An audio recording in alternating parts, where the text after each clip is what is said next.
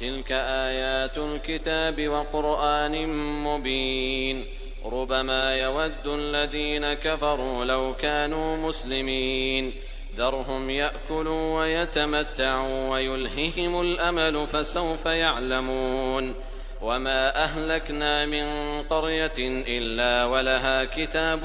معلوم ما تسبق من أمة أجلها وما يستأخرون وقالوا يا أيها الذي نزل عليه الذكر إنك لمجنون لو ما تأتينا بالملائكة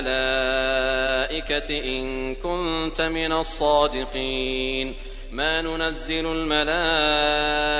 إلا بالحق وما كانوا إذا منظرين إنا نحن نزلنا الذكر وإنا له لحافظون